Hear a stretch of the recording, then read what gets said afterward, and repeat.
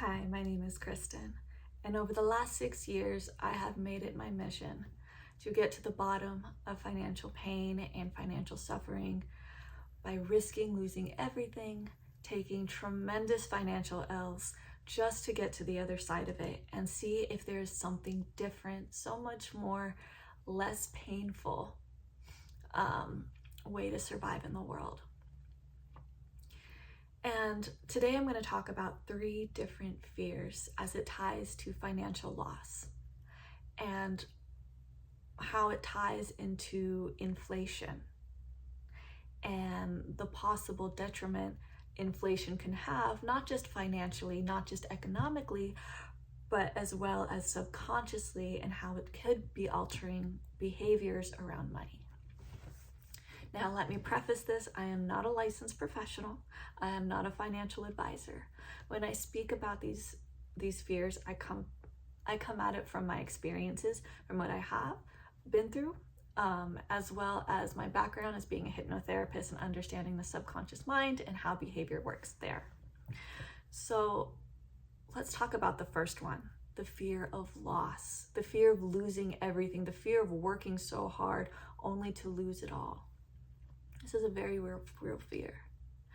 And from my experience, now, when I talk about my experience financially during this time, albeit with the exception for about a year, I was not actively pursuing money in the sense that everybody else was, especially in the early years. I'd quit my job to only trust intuition. So whatever my intuition guided me to, wherever I needed to be, wherever my intuition nudged me to do, that's what I did. So any logical thinking, anything about that kind of went out the window. It was absolutely terrifying. I lost everything, so you don't have to. Okay, now going back to the fear of loss. With that fear, there is a sense of responsibility. There's a sense of accountability. That because I lost something, I'm able to go get a job and make money and get it and keep it, right? So there is a sense of duty to provide so I won't lose anything. Now, that way of surviving in the world, I no longer participated in that. So that was no longer driving my behavior. I felt the feelings of loss. I felt the fears, the real fear of losing everything because of my behavior and what I was doing. And it's scary. And at the bottom of that fear was learning I don't have much value. If I'm not making money and not losing, if I'm not making money, I will lose everything. If I lose everything, what's the point, right? And when I say what's the point, I want to say I don't think our nervous system quite yet has the capacity to learn or know what the other side of that is. Quite yet, but I will help you. So, or I will share and see if this could be helpful to you. So back in the fear of loss, if you aren't making money, lose everything. And from that feeling of losing everything comes a feeling of or not participating and not actively pursuing money comes tremendous guilt, tremendous shame, tremendous low self-worth, and not feeling like you're worthy and deserving of having what you want or having the things you had. And because the fear of loss triggers the I am responsible for, in my experiences, it's a my problem. And at that point, I recognize my fear and suffering don't matter. I'm nothing. I'm worthless. I can't survive in this world. I'm not doing what I need to be doing. So there's a lot of self-blame, a lot of self-victimhood, and a lot of feeling indebted to. And in that feeling indebted to was the behavior of overcompensation, right? So I was overcompensating. I may not be able to provide financially, but I have time, I have energy, I have skills. What can I do in the meantime?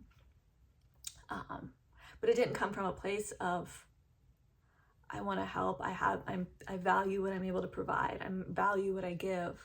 It came from a place of, I don't deserve anything. So here, let me do something for you so I can get that little feeling of feeling like I did something. Right. Now, the next fear is the fear of having everything be taken from me, I guess. I want to say it in this way because everyone's situation is different. So the fear of having everything being taken from me. And albeit it sounds familiar to the fear, or sounds pretty much the same as the fear of loss, for me, I recognize it as a very different behavior in the nervous system. For instance, within the nervous system, I was recognizing that instead of the accountability factor that I am responsible to keep these things and to behave in a way for me to keep these things so it doesn't nothing can take it away from me, I was behaving like, screw you guys, no one's taking anything from me. No one is. And I want people to listen closely to this, because especially where we may be headed and if people are confused about, it feels a lot harder to make money. It feels like it's a much more of a struggle to make money. I think this fear is something that I think on a bigger scale we should be looking at, because in that behavior, being fearful of having everything being taken from me, I got really restrictive. So I held back. I didn't even spend money on myself, only the bare necessities. It went to bills, it went to living expenses. And again, because I wasn't actively pursuing money in the normal sense from these fears, I was processing out the feelings. Instead, I recognized that my subconscious mind was learning a new way to survive based on these experiences. And before I share really what that is, I want to say an analogy. Imagine as a kid that you place your hand on a hot stove and it burns and it blisters and it hurts. It hurts a lot. So you take it off the stove and your mind registers that touching a hot stove will hurt. So next time one may be going up to a hot stove, feels the heat coming off the burner. There may be anxiety coming up and you know that burner is hot. But something is there pushing your hand down. And you imagine that fight or flight response saying, absolutely not. This is painful. Our subconscious mind's number one job is to keep us safe, and it keeps what we know safe from what we don't know. And unfortunately, no logic and intellectual reasoning can reason with the subconscious. So I was having a new experience and my subconscious mind was learning having money was no longer safe, because if I have money, it would just be taken from me. So in that regard, it would cause me to not only take from others, but which we can liken to debt, but it also provides tremendous anxiety, tremendous fear of even having money. Because if I have money, people can take from me. And again, this is a behavior. I think the more we look at it, the more we may be able to see these patterns happening, perhaps be happening on a larger scale. And if that's the case, we got a lot more to look at than just budgeting and saving. Okay, moving on to the next one. Fear of not having what we need when we need it. So my whole journey began back in the beginning of 2019. And I quit my job stable job, good money, but everything inside me said, that's not where I'm not meant to be there anymore. I'm not. And I knew as I quit, the only gut feeling I had was no matter what happened, everything would be okay. Whatever happened, it'd be worth it. And so through this process, I remember the one time I lost it. I was crying in my car. I had barely any gas to get back home from the store. And I had about $11 left to my name, and I had no income coming in. I quit my job, had nothing lined up, because everything in my gut was like, everything's gonna be okay. And I walk into the store, just broken, absolutely broken. My reality was changing. And I just remember trusting my gut in that store. And I remember feeling nudged to go to certain places in that store. And for instance, to a loaf of bread that was discounted, to a jar of sauce that was on sale, food that I wouldn't normally pick up, food that I wouldn't normally look at. But I was drawn to these items. Now again, I only had $11 to my name at this point. And I remember walking up to the cash register, and I rang everything up, and I was just so nervous because I didn't really count much of what I had. I didn't really count the prices. All I knew was I went to the shelves, I got the things, I went to the register or self-checkout, and I didn't know what it would be. And I ring up the last item, and I hear the beep, and I look at the total. It was $10.46. That was about all of the money I had, and I remember turning around, still feeling lost and broken because I had no idea where money would come in next, and all I knew was my gut, my intuition nudged me that I was okay and everything will be okay. And as I was walking out the door, I immediately stopped, because what came through my mind in that moment struck me to my core, and it's a way of life I've never stepped away from since. And what came through was, you will always have everything you need exactly when you need it. It stopped me in my tracks, and I felt like a thought that was not mine just came through and stopped me in my tracks. And after that, I felt more calm, and I reflected on that experience in the store. And from that moment on, I lived like that. And I saw life work very differently. I saw how I thought life worked and how I needed to survive in the world began to fall away. And where old behaviors that held me up and taught me how to survive in the world, or kept me surviving in the world as I knew it, were no longer there because I was processing them.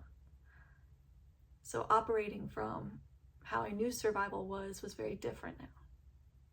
And the only way I survive now is knowing that without a shadow of a doubt, I will always have exactly what I need, exactly when I need it. But let me tell you, that wasn't up to me. Was it did things show up how I wanted them to? No. Did things show up how I thought they should? No. Did things show up in a way where I thought it would make me feel better? No.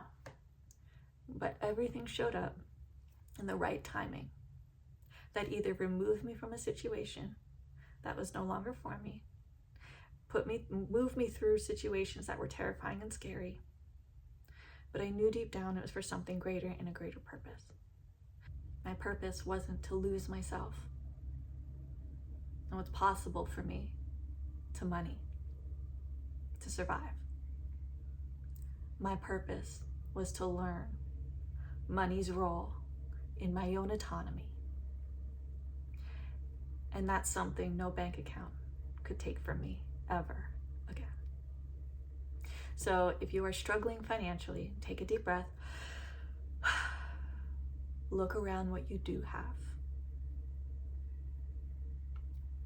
And recognize the value of what you have and what it provides you. Now, when I say I'm not talking about value, I'm not talking about anything monetary. I'm talking about really the value something provides you. For instance, a kitchen table.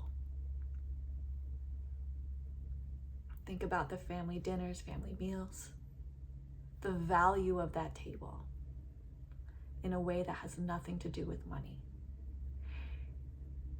And once you acknowledge the value of it, check with yourself. Does it make you feel bad? Does it make you feel good? If it makes you feel bad, take a moment and write a list of everything you do for other people.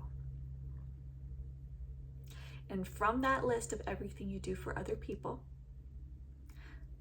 check again, does this make me feel good? Does this make me feel bad? Does this make me feel neutral? Either or, keep going. The next column, you're going to write down the value of what you do for others. Again, that has nothing to do with money. Your skill sets, your ability, your time, your energy. And I think this exercise can really help us bring us back to humanity and the value of being human. So in this column, you're going to write down, let's say you spent time and energy helping someone. That is time and energy that person got to save. You got to share a skill set that you had that someone else didn't. There is value in that. Okay. And just from my experience and really learning what caused a lot of loss and pain and suffering is not knowing the value of who I was as a person, but also not being able to value or know how to value my material possessions and being able to let go of them because I understood the value, but also recognize when value was lost within it. So again, if things may seem dismal at this time, again, take a deep breath. You are way more than you know. Take care. Thanks for watching.